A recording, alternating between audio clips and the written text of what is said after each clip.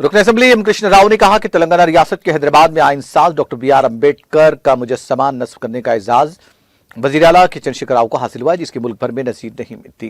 रुकन assembly M Krishna Rao ने मुकामी कॉर्पोरेटर से रविंद्र रेड्डी और सतीश गौड़ के हमरा कुकटपल्ली हल्के के बालनगर शोभना सेंटर में नस्ब किए गए डॉक्टर बी.आर. अम्बेडकर के मुजस्समे की नकाब कुशाई की। इस मौके पर रुकन असेंबली एम कृष्ण राव ने कहा कि वो बालनगर में दलित वेलफेयर एसोसिएशन की तरफ से लगाए गए अम्बेडकर मुजस्समे की नकाब कुशाई करते हुए उन्हें मसरत हो रही है। उन्होंने कहा कि मुल्क में पैदा होने वाले हर शहरी को हकूक दिलाने वाली अजीम डॉक्टर बी.आर. अम्बेडकर की खिदमात नाकाबिल फरामोश है। इस मौके पर मुकामी बीआरएस कायदीन और दलित कायदीन ने शिरकत की।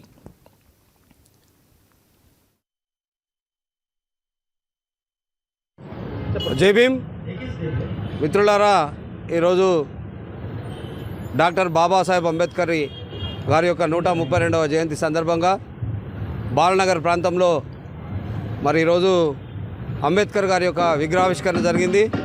మరి విగ్రహ ఆవిష్కరణకు ముఖ్య అతిథులుగా విచ్చేసినటువంటి మాధవరం కృష్ణారావు స్థానిక ఎమ్మెల్యే గారికి ప్రత్యేకంగా మరి ధన్యవాదాలు తెలియజేస్తూ ఉన్నాం.